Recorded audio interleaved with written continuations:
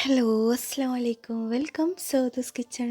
ഇന്ന് ഞാനിവിടെ വന്നിരിക്കുന്നത് ഒരു പോളയുടെ റെസിപ്പിയുമായിട്ടാണ്. ഇറാനി പോളയാണ് ഞാനിവിടെ തയ്യാറാക്കാൻ പോകുന്നത്. അപ്പോൾ ഞാനിത് ഈദിന് ഈവനിങ് സ്നാക്കായിട്ട് ഉണ്ടാക്കിയതാണ്. അപ്പോൾ ഇതെങ്ങനെയെന്ന് നോക്കാം. ആദ്യം തന്നെ ഞാനിവിടെ ഒരു നോൺ സ്റ്റിക്ക് കടായി എടുത്തിട്ടുണ്ട്. അതിലേക്ക് ഒരു 2 ടേബിൾ സ്പൂൺ ഓയിൽ ചേർത്ത് കൊടുക്കാം.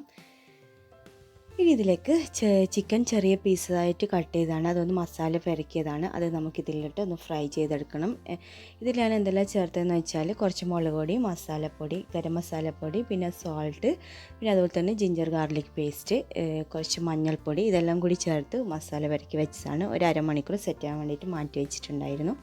അപ്പോൾ ചിക്കൻ ഈ ഒരു ടൈം ആയിക്കഴിഞ്ഞാൽ നമുക്കൊന്ന് മിക്സ് ചെയ്ത് കൊടുക്കാം.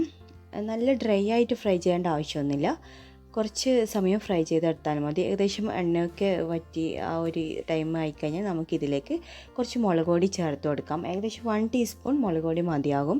അതൊക്കെ ചേർത്ത് ഒന്ന് നന്നായി മിക്സ് ചെയ്ത് കൊടുക്കണം. പിന്നെ അടുത്തതായി ഇതിലേക്ക് ചേർക്കേണ്ടത് ഒരു അണിയനാണ്. അത് ചെറുതായി കട്ട് ചെയ്തതാണ് ഞാൻ ഇതിലേക്ക് ചേർത്ത് കൊടുക്കുന്നത്. അപ്പോൾ മീഡിയം സൈസ് ഉള്ളി മതിയാകും. അതും കൂടി ചേർത്ത് ഒന്ന് മിക്സ് ചെയ്യുക. ഉള്ളി ഏകദേശം ഒന്ന് വാടുന്നവരെ ഒന്ന് മിക്സ് ചെയ്ത് കൊടുക്കുക. സോൾട്ട് ഇപ്പോൾ ചേർക്കേണ്ട ആവശ്യമില്ല, നമ്മൾ ചിക്കനിൽ സോൾട്ട് ആഡ് ചെയ്തിട്ടുണ്ടായിരുന്നു. വയ്യ നോക്കിയിട്ട് ചേർത്ത് കൊടുത്താൽ മതി. പിന്നെ ഒരു ക്യാപ്സിക്കം മീഡിയം സൈസ് കട്ട് ചെയ്തതും കൂടി നമുക്കിതിലേക്ക് ചേർത്ത് കൊടുക്കാം. ഒന്നും കൂടി മിക്സ് ചെയ്യാം. പിന്നെ ഈ ഫില്ലിങ് നിങ്ങൾക്ക് ഇഷ്ടമുള്ള രീതിയിൽ ഉണ്ടാക്കുക കേട്ടോ. ഞാനിവിടെ ചില്ലി ചിക്കൻ രീതിയിലാണ് ഫില്ലിങ് തയ്യാറാക്കുന്നത്. ഇനി ഇതിലേക്ക് 1 ടീസ്പൂൺ ജിഞ്ചർ ഗാർലിക് പേസ്റ്റും കൂടി ഞാൻ ആഡ് ചെയ്ത് കൊടുക്കുന്നുണ്ട്. അതും കൂടി ചേർത്ത് ഒന്ന് മിക്സ് ചെയ്ത് കൊടുക്കുക. പിന്നെ ഒരു 1 ടീസ്പൂൺ പെപ്പർ പൗഡറും കൂടി ആഡ് ചെയ്ത് കൊടുക്കുന്നുണ്ട്. അതും ചേർത്ത് ഒന്ന് മിക്സ് ചെയ്യുക. പിന്നെ ഇതിലേക്ക് ഞാൻ ചേർത്ത് കൊടുക്കുന്നത് 2 ടേബിൾ സ്പൂൺ ടൊമാറ്റോ സോസാണ്. അതും കൂടി നമുക്കിതിലേക്ക് ആഡ് ചെയ്ത് കൊടുക്കാം. ടൊമാറ്റോ സോസ് ഇല്ലയെന്നുണ്ടെങ്കിൽ ടൊമാറ്റോ കച്ചപ്പായാലും മതിയാകും, കുഴപ്പമൊന്നുമില്ല. അപ്പോൾ അതും കൂടി ചേർത്ത് നന്നായി ഒന്ന് ഇളക്കി കൊടുക്കുക.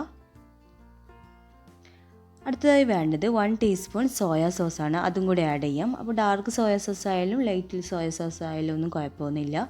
ഇനി ഇതിലേക്ക് ഒരു പിടി കറിവേപ്പില ആഡ് ചെയ്യാം. ഒരുപാടൊന്നും വേണ്ട, ഒരു 1.5 ടേബിൾ സ്പൂണോളം മതിയാകും. അതും കൂടി ചേർത്ത് ഒന്ന് മിക്സ് ചെയ്യുക. പിന്നെ ആവശ്യത്തിനുള്ള സോൾട്ടും കൂടി നമുക്ക് ഇതിലേക്ക് ആഡ് ചെയ്ത് കൊടുക്കാം. പിന്നെ ഫൈനലായിട്ട് വേണ്ടത് കുറച്ച് കൊറിയാണ്ടർ ലീവ്സാണ് കട്ട് ചെയ്തത്, അതും കൂടി ആഡ് ചെയ്യാം. അപ്പോൾ നമ്മുടെ മസാല ഇവിടെ റെഡി ആയിട്ടുണ്ട്, അവിടെ മാറ്റി വെക്കാം.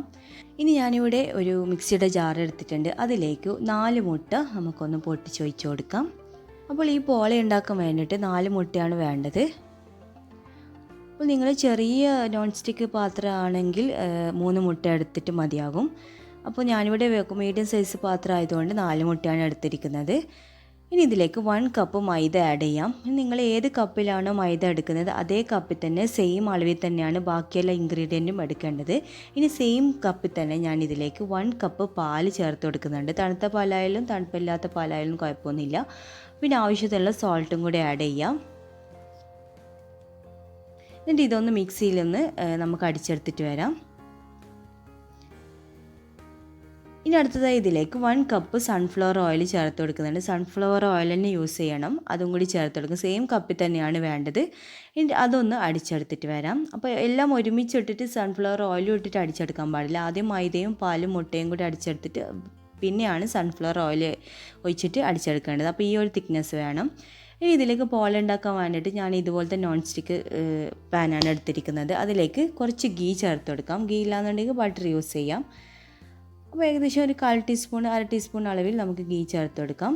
ഇതിലേക്ക് നമ്മുടെ പോളയുടെ ആ ഒരു ടെക്സ്ചർ നമുക്കിതിലേക്ക് ഒഴിച്ചു കൊടുക്കാം. ഫുള്ളായിട്ട് ഒഴിക്കരുത്, ഏകദേശം ഹാഫ് ആകുന്നവരെ ഒഴിച്ചു കൊടുക്കാം. പിന്നെ ഇതിലേക്ക് നമ്മൾ ഉണ്ടാക്കി വെച്ചിരിക്കുന്ന മസാല ചേർത്ത് കൊടുക്കണം. അപ്പോൾ ഞാനിത് 2 പോളയുടെ റെസിപ്പിയാണ്, അതുകൊണ്ട് തന്നെ മസാല കുറച്ച് അധികം ഉണ്ട്. അപ്പോൾ ഞാൻ ഈ ഒരു മസാല വെച്ചിട്ട് 2 പോളയാണ് തയ്യാറാക്കി എടുത്തിട്ടുള്ളത്. ഇനി നമുക്കിതൊന്ന് മസാല വെച്ചിട്ട് സെറ്റ് ചെയ്യാം. അപ്പോൾ ഏകദേശം ആ മസാലയിൽ നിന്ന് ഹാഫ് ഭാഗത്തോളം ഞാൻ ഇതിലേക്ക് ചേർത്ത് കൊടുത്തിട്ടുണ്ട്. ഇനി ബാക്കിയുള്ള മാവും കൂടി നമുക്ക് ഇതിൻ്റെ മുകളിലായിട്ട് ഒഴിച്ചു കൊടുക്കാം. എല്ലാ ഭാഗവും കവർ ചെയ്യുന്ന രീതിയിൽ വേണം ഒഴിച്ചു കൊടുക്കാൻ വേണ്ടിയിട്ട്. അപ്പോൾ ഇത് മീഡിയം ഫ്ലെയിമിൽ വേണം വെക്കാൻ വേണ്ടിയിട്ട്, ലോ ഫ്ലെയിമിലല്ല, മീഡിയം ലോ ഫ്ലെയിമിൽ വേണം വെച്ച് കൊടുക്കാൻ. പിന്നെ അതിൻ്റെ അടിഭാഗത്തായിട്ട് നിങ്ങൾക്ക് ഒരു തട്ട് വെക്കാൻ പറ്റുകയാണെങ്കിൽ അത്രയും നല്ലത്, അടിഭാഗം കാളിക്കിട്ടില്ല. പിന്നെ ഇതിൻ്റെ മുകളിൽ ഒന്ന് ഡെക്കറേഷൻ ചെയ്യാൻ വേണ്ടിയിട്ട് ഞാൻ ഒരു ക്യാപ്സിക്കം റൗണ്ട് ചെയ്തിട്ട് കട്ട് ചെയ്ത് ചേർത്ത് കൊടുത്തിട്ടുണ്ട്. അതുപോലെ തന്നെ കുറച്ച് മല്ലിയിലയും ചേർത്ത് കൊടുത്തിട്ടുണ്ട്. അപ്പോൾ ഏകദേശം കുറച്ച് ആയിക്കഴിഞ്ഞാലാണ് ഈ ഡെക്കറേഷൻ ചെയ്യേണ്ടത്. ഫസ്റ്റിന് നമ്മൾ മാവ് ഒഴിച്ചപാട് ചെയ്യേണ്ട ആവശ്യമില്ല. അപ്പോൾ എല്ലാവർക്കും എൻ്റെ ഈ കൊച്ചു വീഡിയോ ഇഷ്ടപ്പെട്ടെന്ന് വിചാരിക്കുന്നു. അപ്പോൾ എന്തായാലും ലൈക്ക് ചെയ്യുക, ഷെയർ ചെയ്യുക, സബ്സ്ക്രൈബ് ചെയ്യുക. ഇൻഷാ അല്ലാഹ് നെക്സ്റ്റ് റെസിപ്പിയുമായി വീണ്ടും കാണുന്നവരേക്കും ഗുഡ് ബൈ.